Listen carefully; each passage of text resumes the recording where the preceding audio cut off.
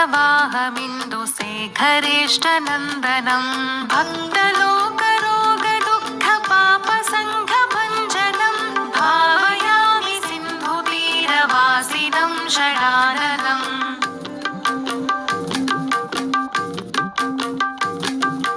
तारतारीमिन्द्रमुख्यदेववृन्दवन्दितं चन्द्रचन्दनादिशीतलाङ्कमात्मभावितं यक्षसिद्धकिन्नरादिमुख्यदिव्यपूजितं भावयामि सिन्धुतीरवासिनं षडाननम्।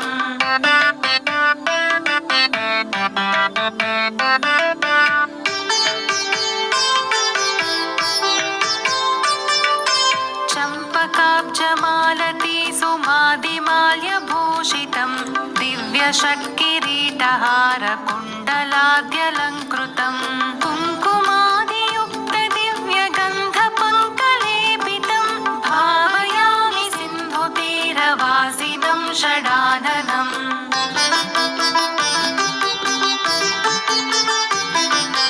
आश्रिताखिलेष्टलोकरक्षणामराङ्घ्रिपं शक्तिपाणिमच्युतेन्द्रपद्मसम्भवादिपं शिष्टलोकचिन्तितार्थसिद्धिदानलोलुपं भावयामि सिन्धुतीरवासिनं षडाननम्।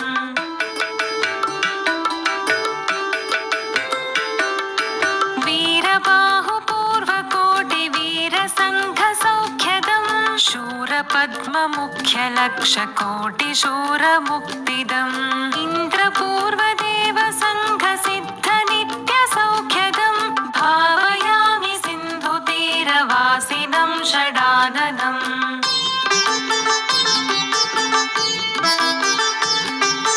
जम्बवैरिकामिनी मनोरथाभिपूरकं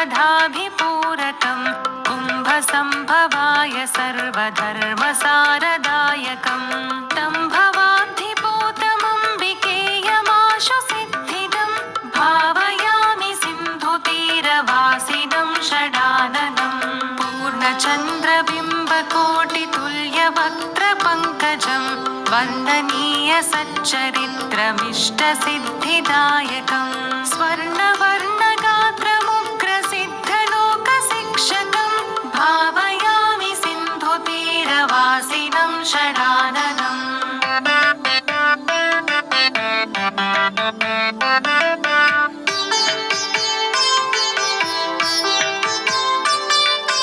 पूर्वजन्मसञ्चिताघसङ्घभङ्गतत्परं सर्वधर्मदानकर्मपूर्वपुण्यसिद्धिदं सर्वशत्रुसङ्घभङ्गदक्षमिन्द्रजापतिं भावयामि सिन्धुतीरवासिनं षडाननम्।